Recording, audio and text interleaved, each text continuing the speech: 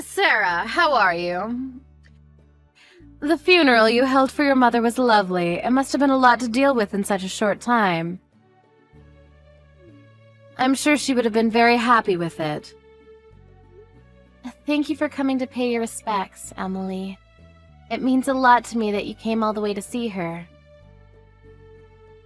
It was a good chance to see Stephen and the grandkids. And what kind of mother-in-law would I be if I didn't go? Thank you. I really am grateful. I regret that you and my mom didn't have much of a chance to see each other when she was alive. Yes, it really is a shame. She was living with you, wasn't she? It was the first time I'd been inside your house, so I was surprised to see how big it was. It's a wonderful home.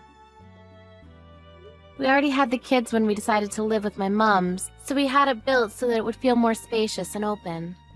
We knew that the boys would need more space when they grow up, so we took that into consideration too, but it feels so big and empty now that my mom is gone. That must be hard on you. But you're so lucky. Our house is cramped. I feel trapped all the time. I don't know about lucky. You're living with Stephen's second eldest brother at the moment, aren't you? Yes, and it's horrible. We're living with Thomas and his wife, but I can't bear her. I don't know why he married someone like her. She does nothing but cause trouble.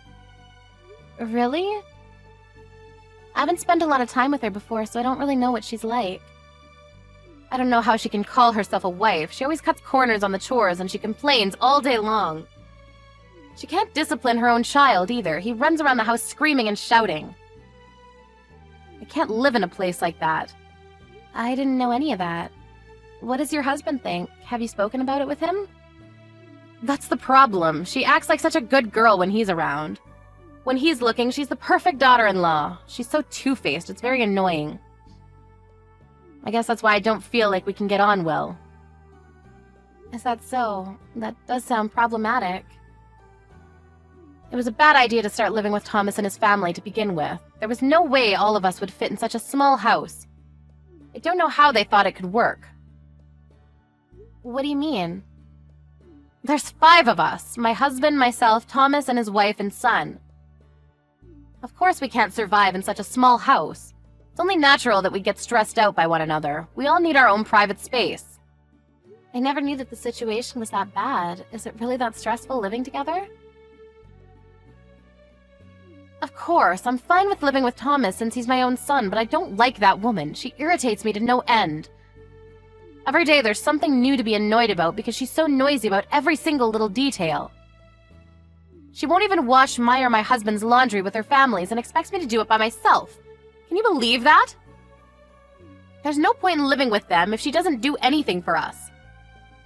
We're letting her live with us, so she should be a little more grateful. It's your husband's house, but I heard that Thomas and his wife are paying the gas and electricity bills, aren't they? It's not just the gas and electricity. They're paying for the groceries and other things, too. We provide the house and shelter, so the least they can do is pay for all the necessities. My son and his wife are paying for everything at the moment. That must make it much harder to mention that you're not happy with their attitude. I wonder what you could do. I was wondering about that, too. And I realized when I went to visit yesterday for the funeral, with your house being so big, maybe it would be a better idea if my husband and I moved in with you and Stephen. Don't you think that's a wonderful idea? That way we can spend more time with the grandkids, too. We hardly ever see them. Excuse me? My husband and I could move in with you. You've got plenty of space now that your mother's gone. You were saying how it feels big and empty earlier. I'm sure Stephen would be happy with that. I don't think that's the problem. First of all, we only just had the funeral. We built this house with the intention of living with my mom, so it's filled with memories of her. And we've already discussed this before with Stephen and your husband. I remember that we all decided that we wouldn't move in together. And that you would move in with one of Stephen's brothers instead. So you don't mind living with and taking care of your own mother, but you don't feel any obligation towards your in-laws? Do you have a problem with living with me and my husband?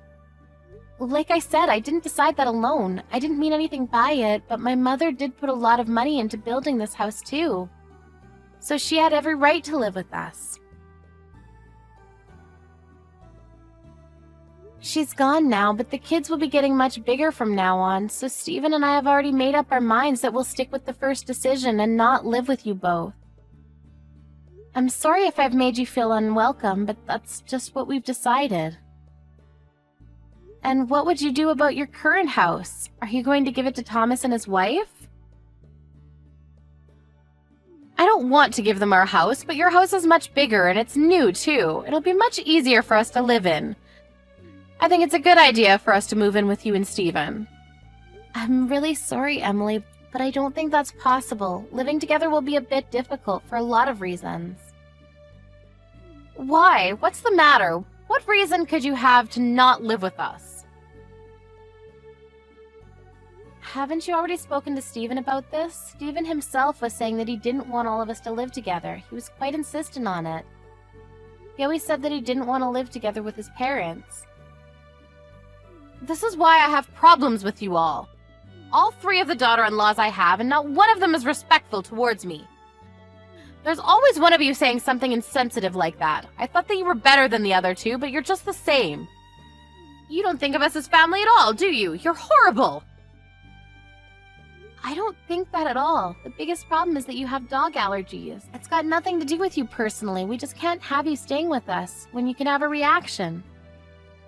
We have 2 dogs, so it really isn't possible for you to stay with us. That's why Steven was so adamant about not living together. We've already gone over this before. I was fine yesterday, so there's no problem anymore. That was because we had the dogs stay with a friend yesterday while we had the funeral. We didn't want them causing trouble, and we knew you were coming, so we took precautions. Then the solution is simple. Why don't you let that friend of yours keep them? That way there'll be no problem for me to live with you. I'm sorry, what? You want us to just give up our dogs? Your husband's parents should be more important than some stupid dogs. Are you being difficult on purpose? If you want to keep your dogs, then you're just being selfish. Why don't you understand that you should prioritize us over everything? Please stop. I've had enough of your ridiculous comments. We won't let you live with us, and that's final. Do you realize that it's not your daughter-in-laws that have the problem, but you yourself? I know that you were living with Keith, your eldest son, until a few years ago. I also heard that you had problems with his wife, too. And that they had to go live elsewhere because of the stress she suffered. They moved out because they didn't want to live with you anymore. That wasn't my fault. You can't blame me for that. That was all her fault. She was flirting with my husband and trying to use him. I just made it clear that there are things she shouldn't do. On top of that, she didn't pay for anything when she first was living with us. She was asking us to pay half of the groceries and pay for half of the bills, just like Thomas's wife. I couldn't believe what I was hearing. She was requesting that we pay for things, even though we were letting her live in our house. It's not like she lacked the money. Both her and Keith were working. She could have paid for everything, but no, she was audacious enough to ask us to pay for half. I think that's normal. I don't understand what you're complaining about. Pardon? If you're going to live together, then it's only a matter, of course, that everyone puts some money forward. We were letting her live in our house. Why should we pay for anything? She should have been grateful she had a home. Why don't any of you understand that? All you want is money. My mom was paying for her own groceries and things. It was only fair since she was able to work still and had savings. It helped out a lot. She paid part of the cost of building this house and bought her own furniture instead of asking us to buy things she wanted. I don't care what your mother did, and Thomas is fine with paying for everything. Keith and his wife should have done the same. They're the ones being unreasonable. I heard that your husband is paying part of the bills at the moment. What are you talking about? Didn't you know? Because of the trouble you had with Keith and his wife, your husband's been paying for half of the bills and the groceries in secret. He's been handing it directly to Thomas. I didn't know that. Nobody told me anything about that. Why would he do that behind my back? He was apologizing to your son's wives on your behalf. Why? Why should he apologize? There's nothing to apologize for. He was apologizing because of the way you treated them and how you accused them of being gold diggers because they wanted you to pay for your own part. Even though it's not like you would be paying from your own pocket, you don't even work. So the one that would be paying is your husband. He apologized for how you forced them to cover all the bills and asked them to forgive you for your attitude. The only reason why they're being patient with you is because your husband is being so sincere.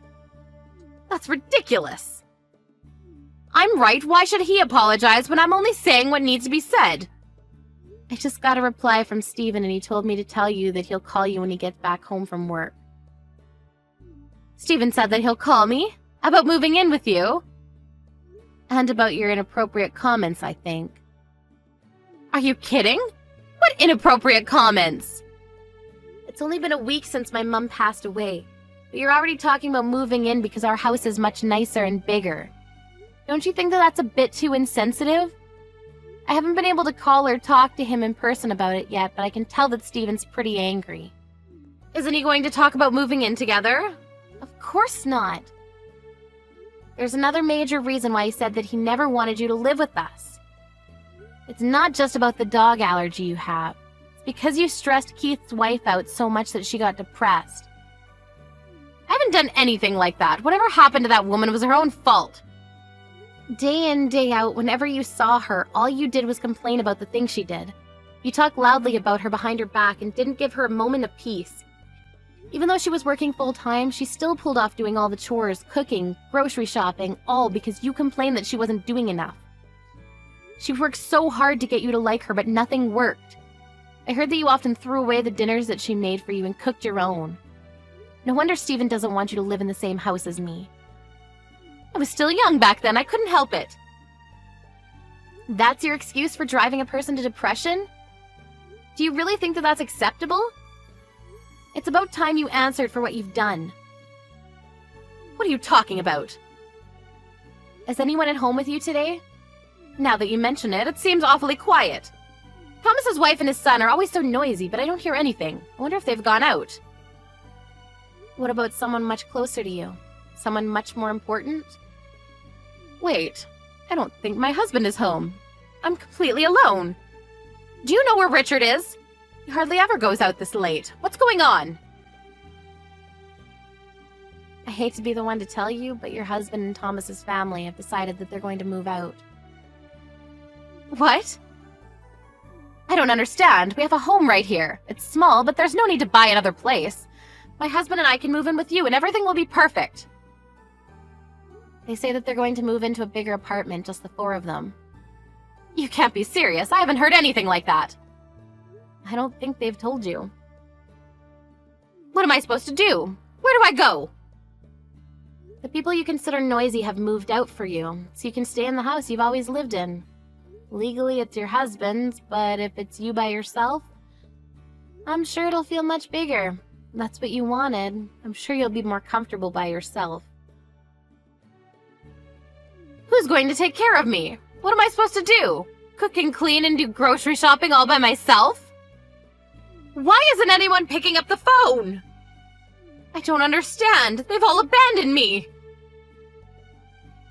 I guess they all got tired of enduring your abuse. We don't live too close, so I've never had to spend a lot of time with you.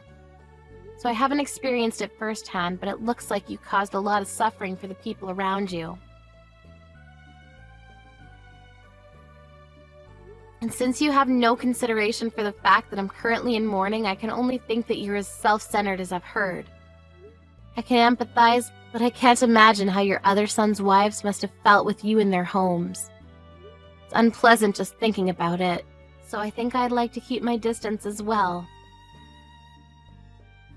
I found divorce papers on the living room table.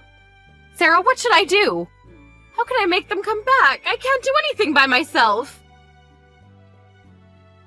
I think you should give your husband the divorce and let them live in peace.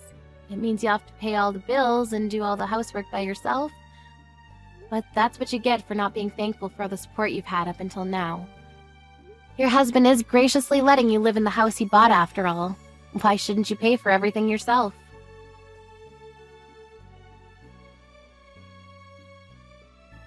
Thomas and his family moved out with Richard into an apartment, leaving Emily alone in her husband's house. The apartment they moved into wasn't as big as their old home, but they were able to live in peace and stress-free. So they all got on well and took care of one another. On the other hand, Emily had no choice but to divorce her husband at a late age. She tried begging Stephen and Keith for help, but her eldest son had already had enough of his own mother after she caused his wife to get depression and had cut ties with her a long time ago. He didn't answer any of her calls or her pleas for help. Stephen was furious with his mother after he found out how insensitive she had been towards his wife and told her to never call them ever again. Because of her own actions and her attitude towards the people that loved her, Emily ended up living a solitary life.